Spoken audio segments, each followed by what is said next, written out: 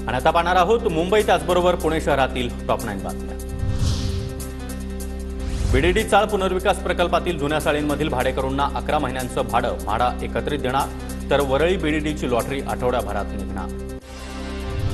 मुंबईमध्ये पहिल्याच पावसामध्ये 30 ठिकाणी साचलं पाणी, पालिका प्रशासनाकडून आढावा। विक्रोळीतील नालेसफाईच्या कंत्राटदाराला 25,000 रुपयांचा दंड।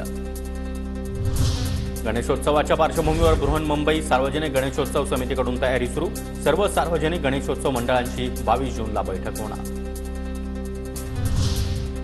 मध्य रेल्वेकडून 2 महिन्यांमध्ये विनातिकीट प्रवाशांकडून 63.62 कोटींचा दंड वसूल। विनातिकीट प्रवाशांना रोखण्यासाठी लोकल, मेल त्याचबरोबर एक्सप्रेसमध्ये सखोल तपासणी। पुण्यामध्ये टीबी आजारावरील औषधांची पूर्तता होत नसल्यानं रुग्ण चिंताग्रस्त। सासवड ग्रामीण रुग्णालयातील वैद्यकीय अधिकाऱ्यांची माहिती। पुणे विमानतळाची धावपट्टी वाढवण्याचा प्रश्न निकाली लागण्याची शक्यता। राज्य सरकारची प्रस्तावाला मंजुरी। अंतिम मंजुरीसाठी प्रस्ताव संरक्षण खात्याकडे।